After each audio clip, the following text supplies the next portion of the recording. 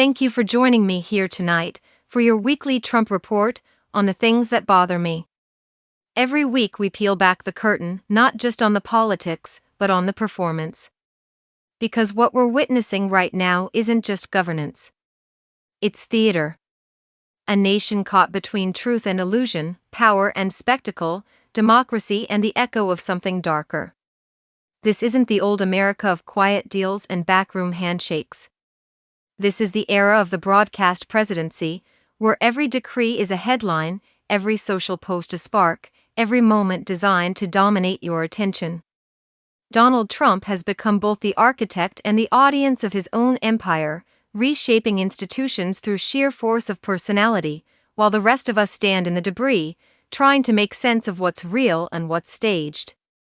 The economy trembles, the world watches, and the country divides, red against blue, state against state, truth against truth. Each week, the story grows louder, the stakes higher. And still, the cameras roll.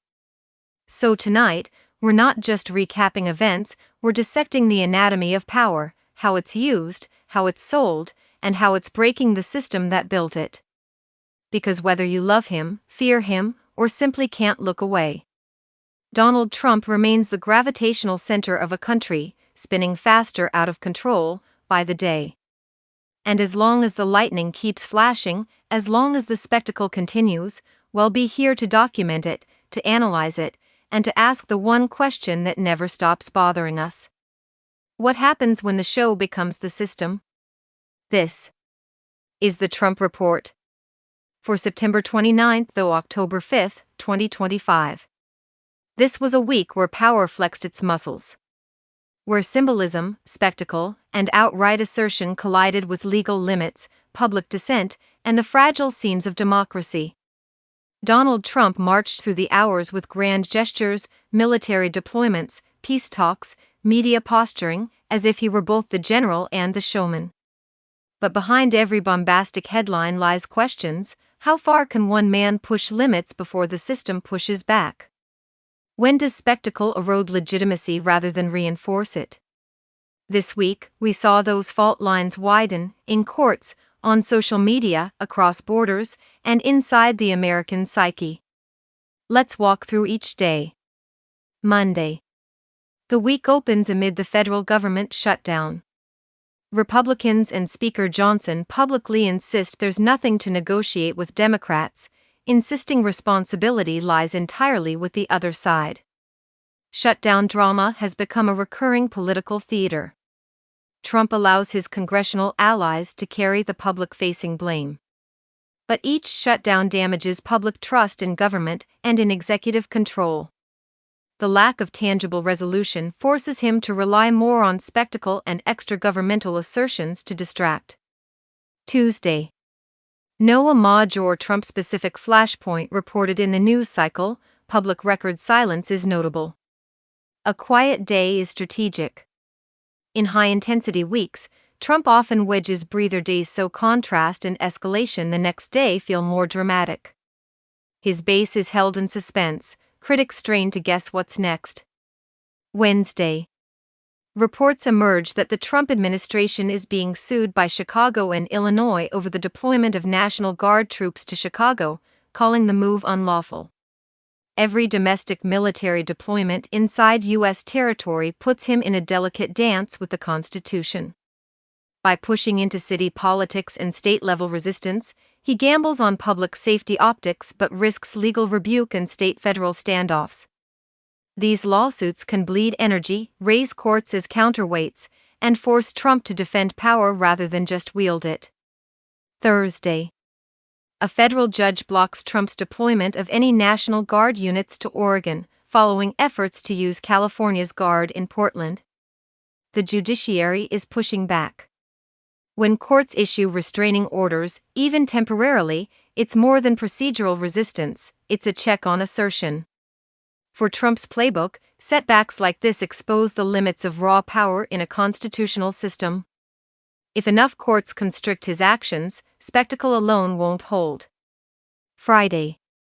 Trump publicly announces U.S. military has struck another alleged drug trafficking vessel off Venezuela, claiming a role in counter-narcotics via naval force. This is a showcase move, military, foreign horizon, dramatic language. By extending his reach into naval strikes abroad, he positions himself as a warrior leader. But legal, diplomatic, and human rights questions abound. Who approves these actions? What's the proof? Who bears the collateral damage? These are cracks waiting to be exploited by adversaries and critics alike. Saturday. Trump posts a message on TikTok from the Oval Office telling younger users they owe me big, referencing his move to preserve or save TikTok under a deal involving Oracle.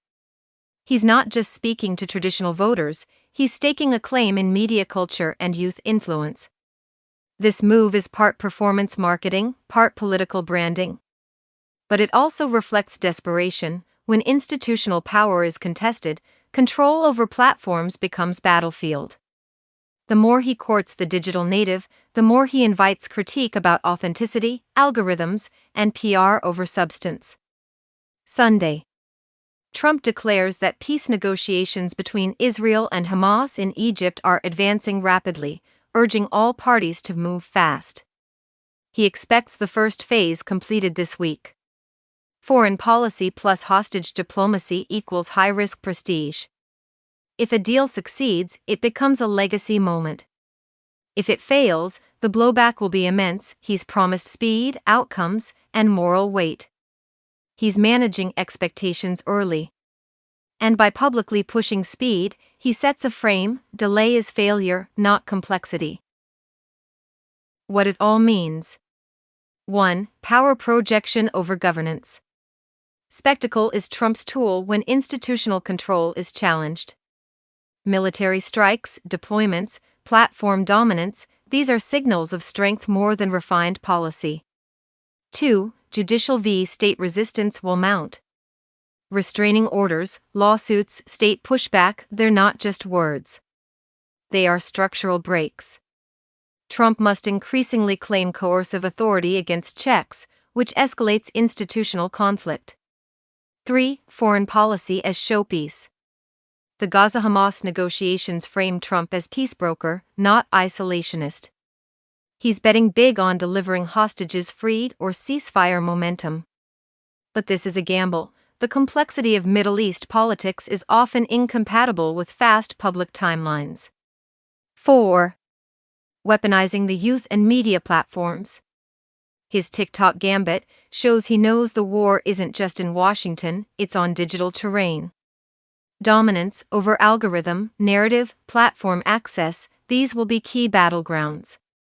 5. Legal exposure and overreach risk. As he extends military force domestically and abroad, as he defies court orders, as he sues or is sued, the legal ecosystem becomes a danger zone. If even moderate courts or state judiciaries push back, his claims to unbounded power could crack. In closing, we close this week with a sobering truth: spectacle is a double-edged sword. It dazzles, it distracts, but it cannot substitute for legitimacy. Trump sprinted through naval strikes, youth messaging, peace talks, and military deployments, but each move reveals a pressure point. If democracy is a ship, the flags are torn, the seams stressed, and the captain increasingly steering by will rather than consensus. Will the forces of law, dissent, and institutional limits hold together? Or will the grandiosity shatter trust, spark backlash, and invite collapse? Next week isn't just about headlines. It will be about consequences, legal, institutional, political, and moral. The headlines will fade, the hashtags will scroll into oblivion, but the impact of what we are witnessing, that doesn't just disappear. Not when the country is this fractured, not when truth has become a weapon, not when democracy itself feels like it's standing trial. We have watched a president who governs like a showman, a government that functions like a stage, and a people divided between disbelief and exhaustion. Every post, every proclamation, every power play, it all tells the same story: a system stretched to its limits, running on adrenaline, running on fear. But here is the thing about spectacle: it burns bright. Until it burns out. And in that silence that follows, we will have to ask ourselves who we became while it all played out in our face. Are we still the nation of liberty and reason we once claimed to be? Or have we become an audience, hypnotized by chaos, cheering, booing, but never walking off the stage? Every empire reaches a point where the applause stops. Every democracy faces a test of memory, a reckoning of conscience. And maybe that's what this era really is, not just a presidency, but a mirror. A reflection of everything we tolerated, ignored, or laughed off. Until it became normal. So tonight, as the lights dim and the screen fades to black, remember, the story isn't over. The storm still brews. The balance still teeters. And history is still watching, pen in hand, waiting to see if America rises. Or repeats. The story of power in America is still being written, every post, every policy, every echo of control. But one thing's for sure, we'll be here to keep pulling back the curtain week after week. Your voice matters, your awareness matters. This has been the Trump Report on the things that bother me. Please remember to like, comment, and subscribe below. Until next week.